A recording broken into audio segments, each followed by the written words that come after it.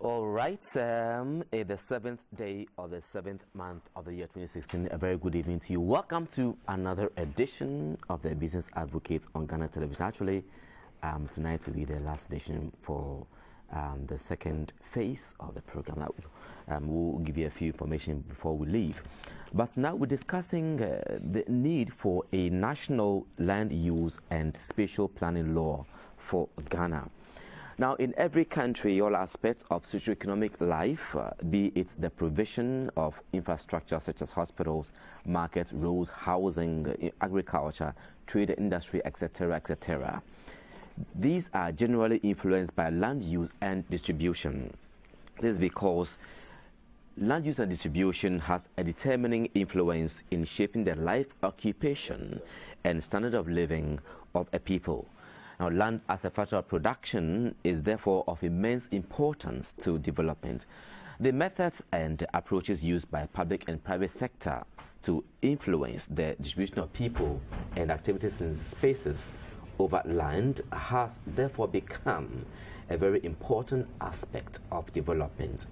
Two important institutions that have interests in land use and spatial planning in Ghana are the Licensed Surveyors Association of Ghana, LISAG, and the Ghana Institute of Planners, GIP. Indeed, the two have been engaged in some form of advocacy to influence the situation in terms of regulating the activities of the planning profession and the survey profession in Ghana. Tonight's episode of the Business Advocate, courtesy of the Busa Fund, with support from the GBC and GJA, which incidentally happens to be the last episode for the current phase of the Busa Fund project, will consider the need for a national land use and distribution and spatial planning law for Ghana. Need for a national land use and spatial planning law for Ghana. Good evening once again, and you're most welcome. Before I introduce my guest this evening, let me quickly give you our SMS line, 0261783382. Number again, 0261783382. In terms of introduction of my guest for the evening, I have on my immediate right Mr. Gustav Plum Asamoah. He is from the Licensed Surveyors Association of Ghana, LISAG.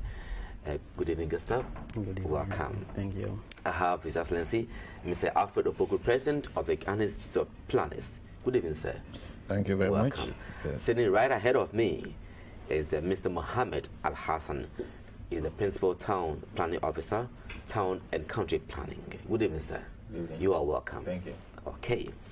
Let's start this way, gentlemen. Briefly, when we talk about land use and spatial planning, what are we referring to, specifically for the people watching us to understand land use and spatial planning? What do we mean, actually? Anybody can start out anyway. So, okay. The floor is open. Let me first of all thank you for giving us this opportunity. Actually, my president would have loved to be here, but unfortunately he is out of the jurisdiction. Okay. And he asked me to represent him. Excellent. So thank you for the opportunity. Excellent. Well, when you talk about land use and spatial planning, I would want to just describe it in this way. Okay. When you say planning, Yes. planners depend on surveyors to give them data before they can plan. When you talk about spatial planning, the surveyor is required to capture accurate and detailed objects, location, size, and shape, and then prepare a map before a planner can use to do his designs with whatever concept that they have, basing their designs or arrangements on a particular development agenda. When all those plans are put together, it is the surveyor who is called upon again to go to the field and translate whatever the planner has designed. So basically, this is how I'll put spatial planning and land use. All right. Any different view opinion? Well, additional. There are two operative words here. Okay. Land use and spatial planning. That's right, sir. Spatial planning is that for every development, it must be located in a certain geographical area. Okay. It should be at a point where, on a piece of land or a stretch of land, that we can see that northeast, so and so, the thing is there. So we are looking at a flat surface of land and where we have, placed certain developments. Yes, sir. Such a way that you can move from here to here and do that. Adding up with the land use is that you are arranging the services for the comfort and easy access of the user. So where have you placed the school, and how far is it from the residential houses? How far is the hospital from the residences? How far is the market from, the users?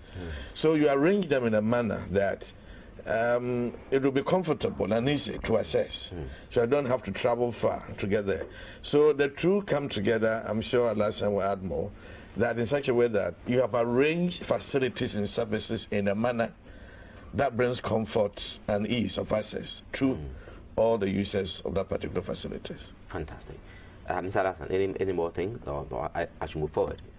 Yeah, that's it. Except to say that land use and spatial planning entails the geographical disposition of various human activities in ways that enhance orderliness, safety, convenience of movement, and also in ways that make it economical for us to conduct our ways of life. So simply put, that's what it is. To say human activity is to bundle a whole lot of things we do. I mean, it could be social, economical, cultural, and so on and so on. But in theory or conceptually, we usually look at human activities in a three-legged manner involving where you work, where you live, and where you create. Now, any other thing you do, we try for sake of simplicity to box it under one of these. So it makes it easy conceptually to proceed with the design process. That's right. Excellent. Now, how would you, and any of you, I expect all of you to, how would you assess the impact of Ghana's land use and spatial planning practice at the moment? Mr. President? Well,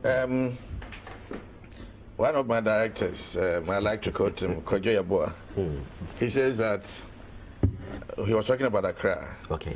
He said Accra has been planned well, but has not been built well. Meaning that the land use as have been planned on paper, which should be arranged in a manner that should impact comfortably on the users, all the activities have not been placed on the ground as it should be. So from a distance or looking from afar, you simply say that we don't have. You may even wonder if there's any land use plan at all. Absolutely, yes. In the country, in Accra, or wherever you find yourself. Yes. But that does not mean we have not planned it. That does not mean you don't have a land use plan down. Just that to bring it down onto the comfortable use is what we are lacking. And so in many places, in several forms, in any summary, you may say that we have failed. But in actual fact, a lot has been done in the areas where the discipline of planning has been followed.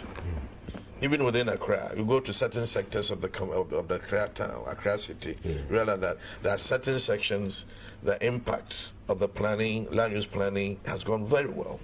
And you can have all your movement and everything quite simple and easy.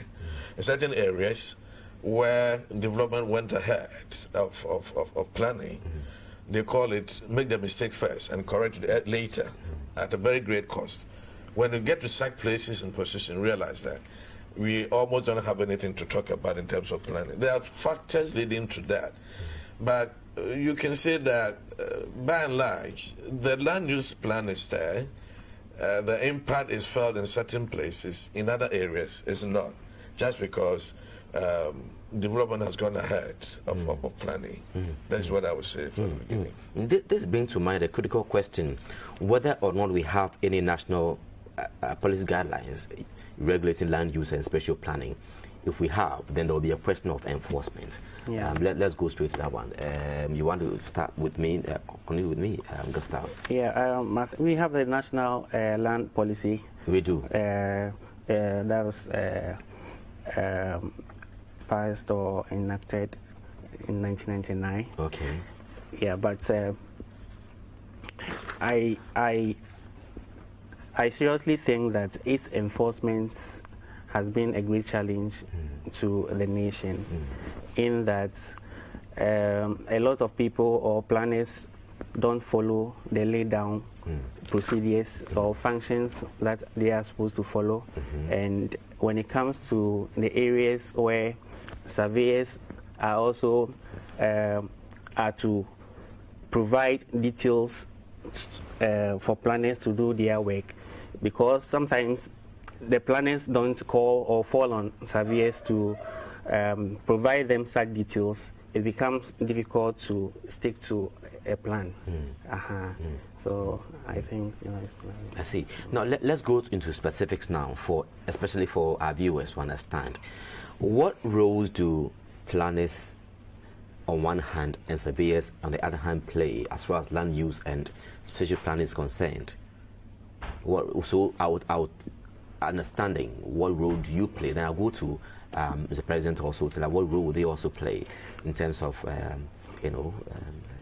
like I said earlier, when you talk about spatial planning and land use, the bedrock of spatial planning and land use is data capture.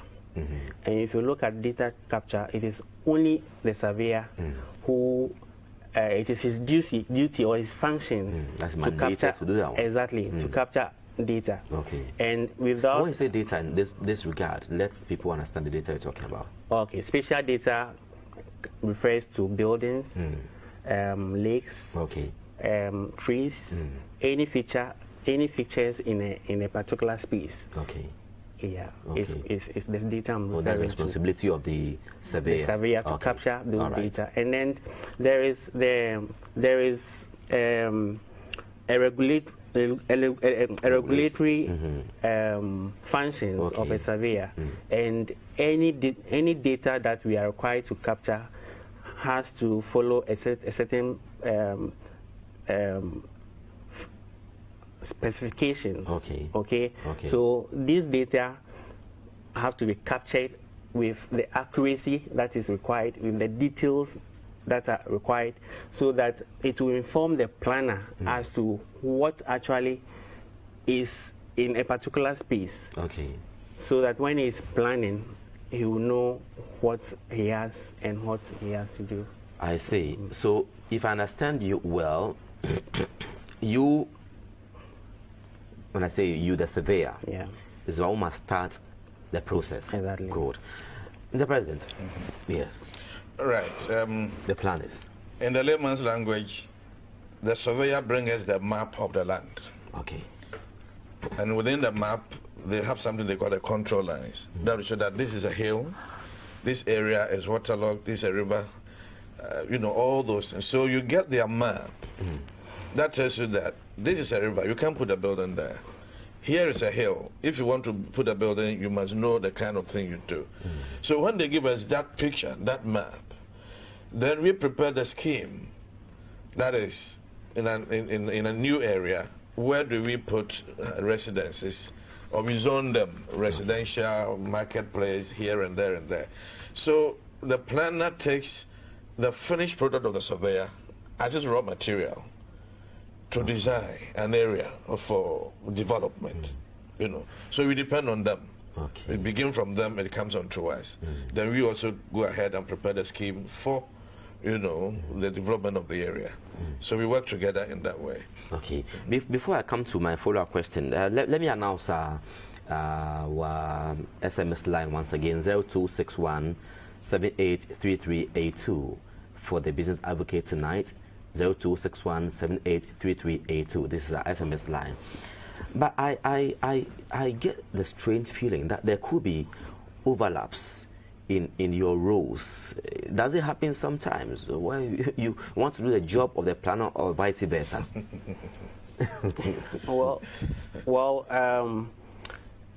In practice, it is happening. We have situations where surveyors who are not planners tend to assume the role of a planner and put any quadrilateral on paper and tries to demarcate, which is wrong. It's causing a lot of harm to planning or development. And we also have situations where planners also assume the role of surveyors. And you see, like I said, the surveying profession is guided by some principles, and we have laws regulating the profession. Yes. So if you are not a surveyor and you go to site and you think you can just pick anything you like without following the lay down principle, you will get it wrong. So you, in actual fact, you see that some planners are trying to assume the functions of surveyors and vice versa. And I think the bill, I don't know if it has spelled out specifically the functions of each profession. If it hasn't, to deal with these overlaps. Exactly. If it hasn't, then there is a need for us to go through it and make sure that every function of the surveyor is spelled out clearly, and that of the planner is also spelled out clearly, so that we don't have any ambiguity or in execution of our work. Yeah.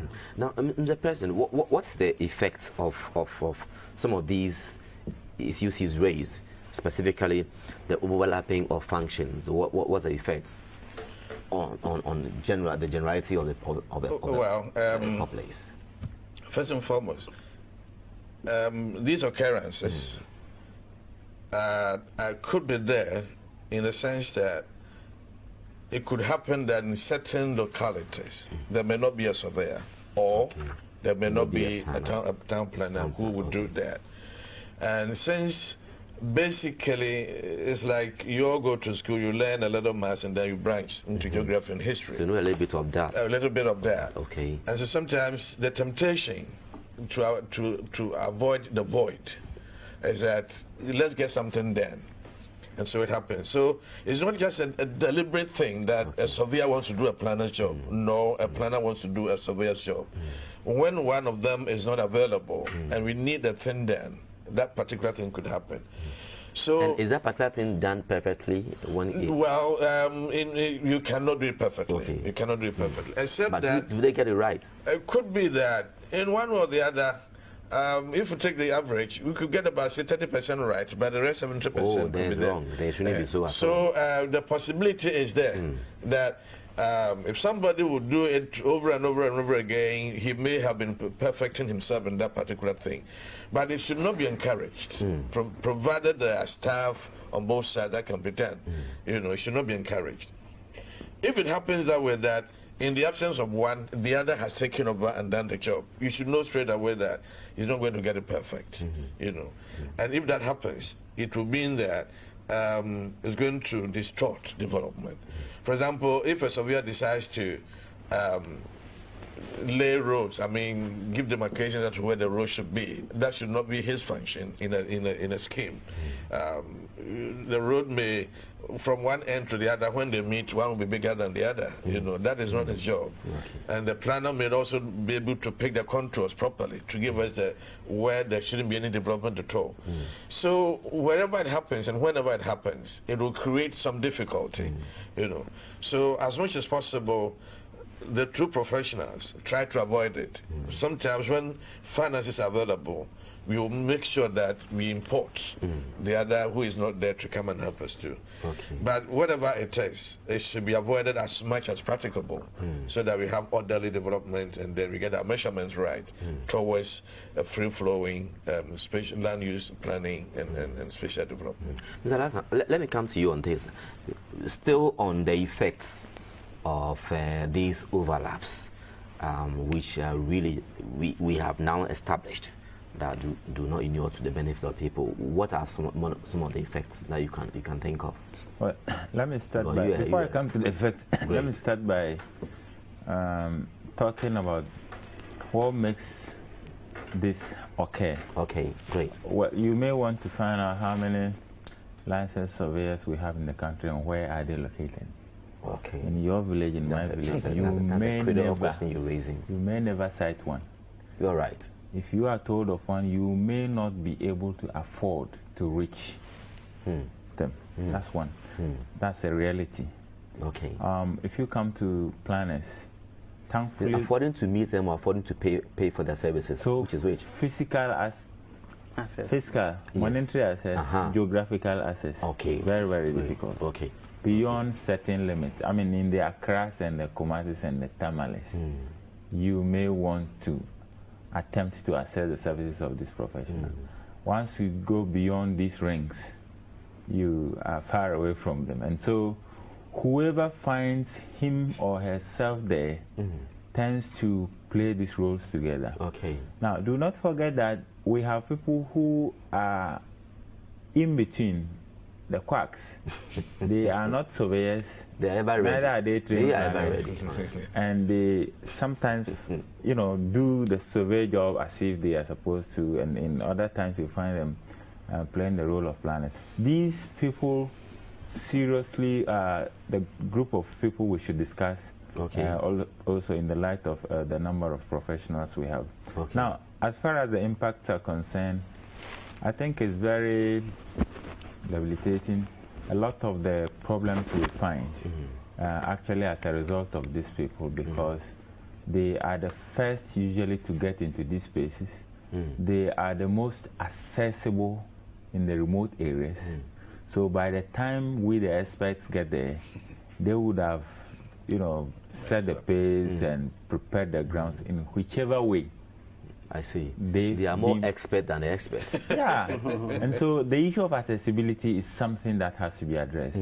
If we want to avoid overlaps, do away with quacks, then these professionals really would have to be accessible. Now, in terms of the planners, thankfully, because of the decentralization policy we're running, we tend to have quite a couple of planners in some of the districts. Okay.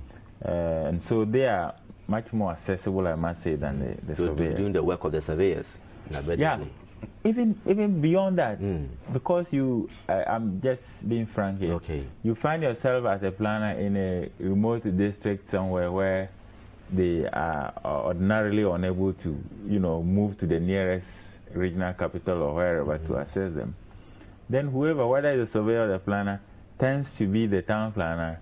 He becomes the land administrator, and then he prepares a legal practitioner. I see. Preparing, legal documentation on land for people and doing the survey work. What are the effects of all these? The combined effect is what we see in most of our places, where you find a lot of suboptimal delivery. Okay. In relation to, you find a road, it's going and it ends just like that. Nowhere. A road starts with the 100 feet size and it ends in 20 feet. And you find a junction designed in a way that you drive in and you can't clear your view before you turn. Or you find the road suddenly meandering in a way that it's not a T-junction, neither is it a crossroad. And it's not a fine curved road. And it's a combination of all. They were doing a lot of wrong somewhere. I see a lot of these. Yeah, so around. If you see all of this, it tells you it's somebody who is not a professional who did that. Now, where you do not have proper survey input, you are likely to lose sight of the critical features that should inform design. So the wetlands, the high hill, hilly areas, the water bodies, and then you end up demarcating these places as plots. If you do not have the benefit of visiting site to verify and ground truth. And so then the landowners, for them, you have demarcated it as plots for them to sell.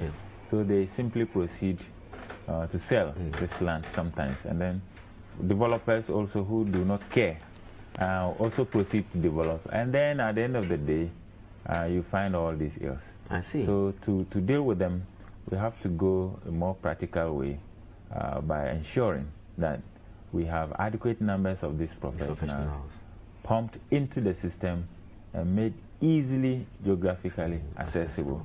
Great. Yes. Great. There will be justification to ensure that the right thing is done to the core. Otherwise, we would only be talking about the situations that pertain in Accra. So, I mean, this bill is very essential. Very essential.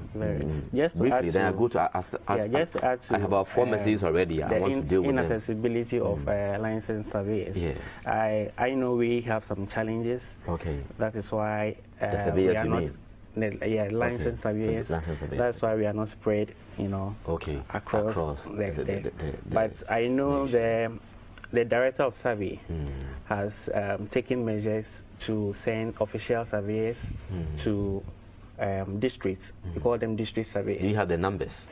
Well, we have quite a number of them in our districts who are helping discharge, helping in the discharge of their duties. Yeah. Okay. So we might end up seeing less and less of these overlaps. Let's hope so. But let's start doing some. I got about 5 messages so soon. All right. Means this topic is dear to people's heart. All right. This one says that no name yet, but the fellow says reading through. I'm seeing exactly what I see here. Reading through the National Land Use and Spatial Planning Bill and looking at the composition of the board, no mention was made of land survey representative. That's a serious one. Now, for a bill which would basically rely on spatial data from land surveyors, wouldn't it be right to have a board member who has a land surveying background to help board members appreciate issues regarding land use and spatial planning? Critical question. Okay, let's note it down. We'll be coming to that. Okay, pretty soon. Then this one says that this is from Frimpong Awushi. It says, since God started creation from clearing and arranging land, proper land planning is the beginning of every development. Okay, well noted. And then this one says that please, can these two professional bodies educate us on their relationship with district assemblies on land acquisition and why it takes them too long to prepare one site for, say, development? Okay, all right. The person is Morrison in Kumasi. All right. So I guess you note them down because we're dealing with them. Then this one also says that, wow, this is a lot. All right. Have we made sound national policies by placing the National Mapping Department as today as a subset of Lands Commission? He's asking whether we made sound national planning policy by placing National Mapping Department as a subset of Lands Commission. Okay. Then this one says that is the demotion of the Mapping Survey Department detrimental to national progress? Hey, question. Okay. That map from the surveyor is the base map. I don't know what you want to say. So the greatest danger is the translating of the picture, in quote, of the planner on the ground. Most of the time, accurate translation by a land surveyor is not done, so we only have pictures on paper. Practical issues now. Okay, now pictures on paper from planners and chaos on ground for the lack of setting out by surveyors. This is the greatest danger affecting land use in Ghana. One person giving all these. Okay, let me give you exactly what he says again here. He said, exclusive economic zone extends 200 nautical miles. Have we looked critical enough at our borders with Ivory Coast? Which one? Oh, I see. Okay. My well, a lot of messages. Great. So let's start. Who starts? I guess we're looking now. Great. Mr. Alasan. Let me say that I'm very interested in responding to this. That's right. The Lands Commission, which comprises a couple of departments, or divisions, let me say, including the survey and mapping division, is on the board of the proposed Lands and Spatial Planning Authority. And so they are represented. So once the Lands Commission is represented, indirectly, the survey and mapping division is represented. We cannot, or we have not, thought about entering an institution and picking representatives from divisions to sit on the board. That is not practical. I hope you're following. So we have institutional representation, not divisional representation. Okay. Of such institutions. Not divisional. But divisional for other institutions. Other institutions, and so it becomes difficult. Let me. Okay. I'll let you come. here. The last person that talked about 200 nautical miles. Yes, exactly. Is simply talking about, that's why we say land use and spatial planning. See, once you say spatial planning, you're talking about a much broader space, looking at the air, marine space, and the bare land. So far, the discussion has focused just on the hardcore land we have. Various local authorities have jurisdictions as far as the marine space is concerned.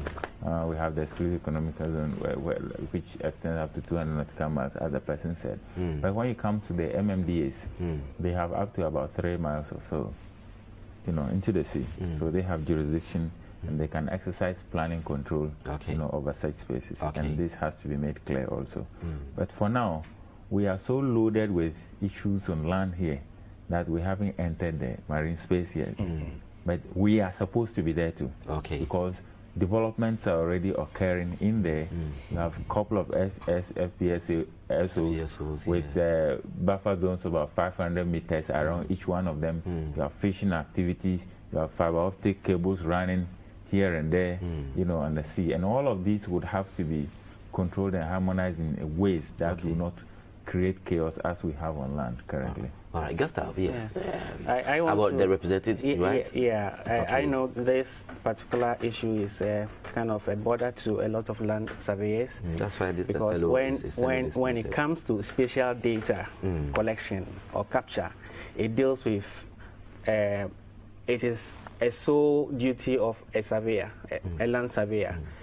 So the body or land surveyors think that since the director of survey, who is the person to regulate survey, he is responsible to he has oversight responsibility over data capture. So in a board where there isn't anybody with survey background in that level, it becomes so the expertise is lacking. It is true, Lands Commission, they've mentioned Lands Commission in the board. But Lands Commission, as he said, comprised of 4 divisions. And they haven't made it specific that from Lands Commission, a representative from survey department or survey and mapping must be on the board. So if we have a situation where a valuer or a member from other division who do not have the technical know-how of data capture, how is it going to contribute to discussions in those levels? So that's why we feel that it is very crucial or prudent to specify clearly who must be represented in that board. And if you look at the bill, when you are going to the regional levels, you will see that it has been spelled out clearly that their composition in terms of the leadership as somebody from survey and mapping division must be in that structure. So if we have it in the regional or the district level, why can't we have it up there? That is the confusion. I believe that all these issues or concerns that Lisa has can be addressed anyway. Before the bill is passed into law. I want to just clarify that. At the national level, we're talking of broader policy issues and giving of direction. But the assumption underlying what goes into appointing the head of Lands Commission is that He's capable of dealing with all the divisions. And are they really capable of doing that practically? Well, that you and I cannot answer, because if you are a boss of an institution, you're supposed to have some knowledge. You're supposed to be receiving briefings, and you're supposed to be consulting your heads. We have to be realistic. Like he said, going down, these are the operational levels. And so it's convenient to pin down to certain specific divisions, which has been contested in a way in some context. But at the national level, if you want to go into one institution, remember that survey and mapping, you have all other divisions within the same institution also having critical roles. And so what will happen is that you would end up packing the board with more than one representatives coming from only one institution, which is not practical. We have to be realistic. So once the head of the institution is the one to sit there, which is the case, currently in Ghana, that you have head of institution, then the assumption is that he knows what goes on there. We understand perfectly this concern, but you cannot go, and let me correct by saying, I think now you have head of survey and mapping, not director of survey mapping, head of survey mapping division. Okay. I mean, they're all supposed to aggregate the ideas, give the boss the briefing, to go and sit there and take part in those policy decisions. And that's why it looks like that. So I mean, there should be serious direction between the two, the head, the head and the department. That's right. The divisional heads. That's right. That's what. Otherwise, you will say that this time, because evaluation man is the head of Lands Commission, he can't speak on behalf of the entire. Yes. That should also not be correct. And within the board, for example, you have the Ministry of Water Resources, Works and Housing. If we have to select one, we pick him from the Water Resources section. Or what? We can only pick one person at a time. Not that we are shouting them down or we are not concerned, but at the national level, policy level, one person must just come. Okay. And the person must be capable of speaking on behalf of the remaining divisions that are there. Okay. Other than that, then we bring everybody there and we have a whole nation sitting on one table taking a decision.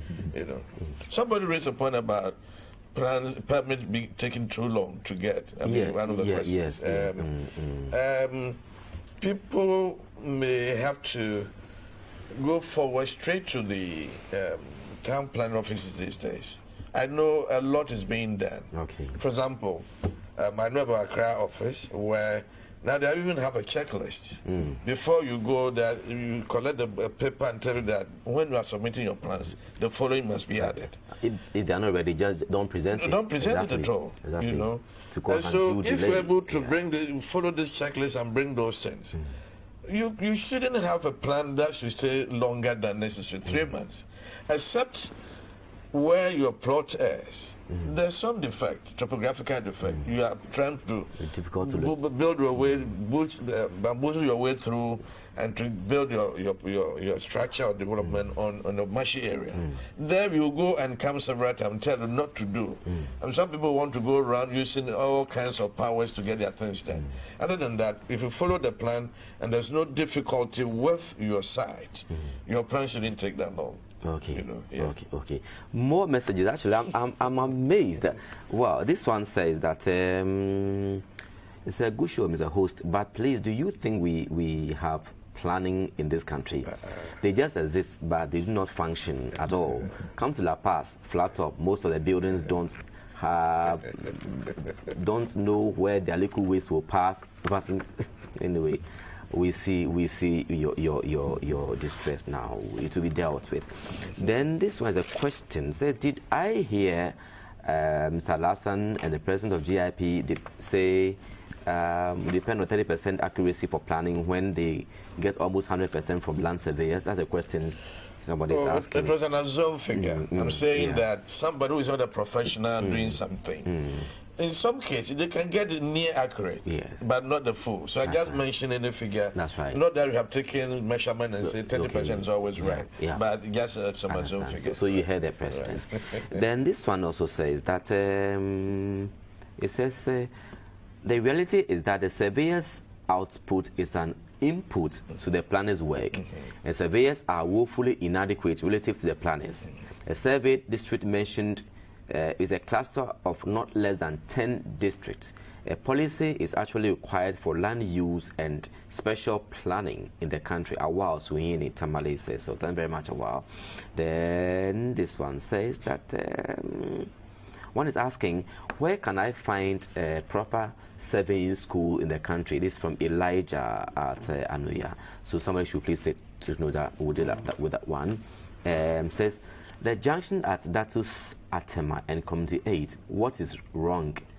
Probably, I know. Are you asking a question or you are telling us there's something wrong with that? Please come back again. Let's understand exactly what you mean.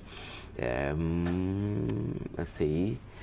Oh, this one says that I think one of the challenges with land use and spatial planning has to do with land ownership in the country. How can the planner plan for land that belongs to different families with different interests? This is from Isaac Pram. All right, so I believe we noted all these down, and so any of you wants to let me take touch on some of them that needs to be addressed quickly. That we'll move on with the discussion. The texter who is requiring for surveying school. We have institutions in the country that train surveyors, or let's say geomatic engineers. KNUST offers such courses. We have UMAT also in Takwa offering similar course, and we have the Ghana Survey and Mapping School. It's situated in Accra 37, and they also offer such courses and train surveyors to beef up the stock that we have in existence. Somebody wants to direct this answer this. So why was the planning department not put under the Lands Commission? That's a question. That we wouldn't be able to answer. You are seriously distancing yourself from this particular one. We don't determine our parents. But now this to you, Mr. President. How long and why has the GIP engaged in advocacy for the passage of a law to regulate activities of planning profession? Well, it's about 3 years back. We began looking at our practice and all the impediments within, and find our way through where we can get a council that first we can regulate our members, and then work ourselves within a certain guideline. So we had support from BUSAC, which was quite handsome. Great. At the time it came. And we went through all the motions. Then we got to a stage, during the advocacy, we have first a training and research section. You do sensitization workshops and all, stakeholder workshops and so on. Then we come to the last point we call the dialogue session. When we got to the dialogue session, where we needed the ministers and people in key positions to carry up material to cabinet, then we saw that town country planning was also preparing a land use and special planning bill. So at that point we had to merge because we were heading towards the same thing. So did you merge? We did. And within this land use and special planning bill, a clause has been made in section 196 that at the passage of this bill, there must be established a body that will regulate the planning and the planning profession. And that's where our point comes in. So that not knowing that the town country planning started this about 7 to 8 years back. They've been going up and down on this. So for us, I think just about 3 or 4 years back, but we met a base that has started a foundation that has gone on for a long time. And so we are kind of cashing in, as it were, on the work that was progressing, and it is easier for this bill to accommodate what we are looking for so that we get it. So when eventually this bill passes, which I'm hoping it does in Parliament before they rise, then it means that it must have taken us just about 4 years to have it done. But the foundation work has been going on for quite a long time. So we are lucky, but it is also good for us. Lisak, Why are you also engaged in that advocacy for? I mean, I know you've said a few things earlier on, but specifically, I mean, what really pushed you to advocate for this bill to be passed into law? Well, if you look at our profession and our functions, I would say we needed a framework developed nationally that will facilitate or enhance our work in the nation. And if you look at the bill that has been drafted, you realize that if it is implemented well and the laws are well enforced, it's going to enhance our work as surveyors. So I personally I think this bill has been is long overdue. Yeah, it's long overdue. It is a bill that every nation must pass before they even look at how development must go. So it's in a good direction. Mr. Lasan, I want you to do this as in the seat of government. I mean, what specifically has the government been doing so far towards national land use and spatial planning? And also, you want to tell about the rules of MMDAs in this regard? Yes, the bill has considered a lot of factors. It's coming against the backdrop that we had too many land use and spatial plan related laws and documents around, most of which were obsolete. They had provisions that were not matching the current times. For example, you had a long exemption regimes for so-called government institutions those days, which are no more state institutions, and which are not required to go for permit. We have a situation where the planning was not happening intersectorally. So you see that this board is coming, bringing people together. Currently, we do not have that. You have a situation where the requirement for consultation in the process of land use planning was not deliberately indicated in any of these laws. This law is expected to cure. We have a situation where, as a result of the weakness of all of these laws, you had bylaws even leading the process, which shouldn't be, and so on and so forth. So this is where we're coming from. Over time, I think in the last 6 years or so, this bill has taken shape in various forms, and we are expecting that once it's passed. But now, let me mention that alongside, we've been working with a couple of other standards and guidelines and policy documents. So, for example, we have evolved the zoning guidelines and planning standards documents. That gives guidance on how to have, for example, residential development, the classes of residential development, and so on and so forth. So this is what we've been doing.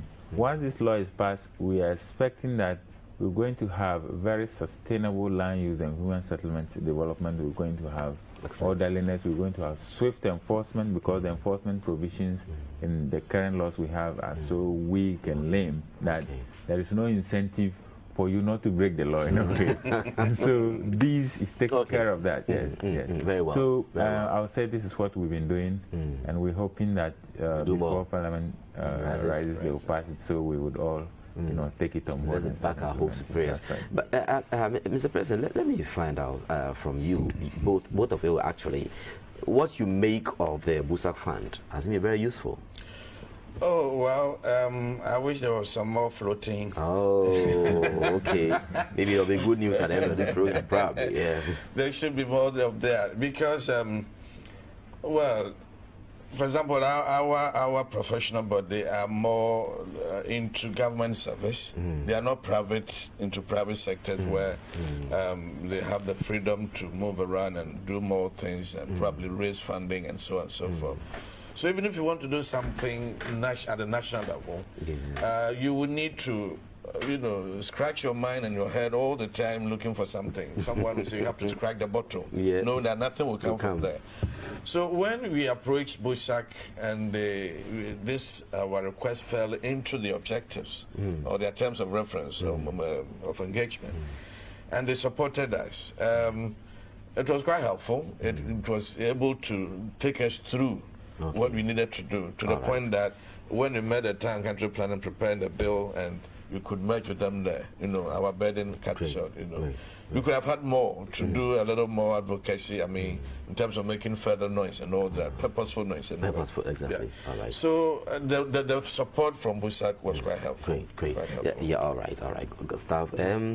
So moving ahead, let me do one last message that my time is running so fast. It says, hi, Ni, good evening to your panelists. Very insightful discussion. Special regards to Mr. Mohammed Alasan and the president of GIP. All right. This is from Selassie Ashaneboche. All right. So it says special regards to both of you. Yeah, good evening. You must be a planner. Oh, yeah, I guess so. Alasan mentioned Mr. Alasan mentioned a few benefits if the bill goes through. I want both of you to give us a few highlights of that, the positives. Should the bill go through, pass into law before Parliament rises? Well, glancing through the bill, there are a few things that, for example, I am quite interested. Okay. The planning offices are going to create what they call the virtual rooms, where they're going to display maps and schemes of places. Okay. So that somebody can go there and inspect a scheme there. Okay. It's also going to ensure that within a certain area, let's say I'm living at Sakomono, they will display the Sakomono scheme on the public notice board. Wonderful. And everybody will know that here is a playground. You can't put any other development there. So the community takes ownership of policing and controlling the development that goes on there. Okay. As it is, somebody can ring you from Sakomono to Town Country Plan Office in Accra. Come and see somebody's building something on the playground. And what are the people they're doing? So that kind of thing would empower them to be able to go on and do that. Okay. But for me, the best thing is that if the law is passed and we subject ourselves to the discipline of planning principles, my brother, if we travel outside and we get down from the plane, the way things are arranged in the city, you don't need to ask. You simply think that they are rich. Yeah. Whether their GDP is below ours or not, just look at the arrangement of the cities, and you feel comfortable. Okay. This is, in the eventual event. Okay. I think this is what I'm looking for. That this was going to help the country to come up to. All right. So back to you, Gustav. Yeah, the positives. But for you, probably. What risk, if you like, are we exposed to should there be a further delay in the passage of this bill into law? Well, briefly, please. As we find, as we are witnessing now in a country where we have a lot of people, human activities per se, being engaged to degrade our lands and natural resources in a country. When the bill is passed and enforced, passed to the core, being enforced, exactly to the core, you're right. It would first of all afford create jobs for the populace, and to also afford the surveyors to capture details all across the nation. In fact, if you look at the land ownership or land tenure that we have in Ghana, it has been estimated that 78% belongs to customary authority. We are not specific on the fractions or percentages, because most government lands or customary lands haven't been surveyed. District boundaries hasn't been demarcated, regional boundaries, and even our national boundary or territorial boundaries hasn't been well demarcated. And when a bill like this is passed, it is going to really help in job creation, and also inform the political actors as to where they should send development to and where not to send development. All right. Thanks very much, gentlemen. The time has really flown so fast, and I say a big thanks to you, Mr. Gustav Plum Asamoah of the Licensed Surveyors Association of Ghana. Thank you very much for your time this evening. Many thanks to you also, Mr. Afro Poku, President of Ghana Institute of Planners, and appreciations to you also, Mr. Mohammed Al-Hassan, Principal Town Planning Officer, Town County Planning. And here, we wish to announce officially that tonight's edition of the Business Advocates marks the end of the season 2 of the program, phase 2 actually. We wish to thank all our viewers and the grantees, especially for contributing to the program. And we thank especially the European Union, USAID, and DENIDA, who are the donor partners for their support in helping to create a more enabling business environment for the Ghanaian private sector to grow and create employment through narrowing the gap between the public sector and the private sector. In conclusion, we are glad to inform you that season 3 or phase 3 of the project will be launched this month as an extension of support from the donor partners. And this is good news actually, because then people like GIP will come back to Buza Fund for some more fund support. Thanks very much.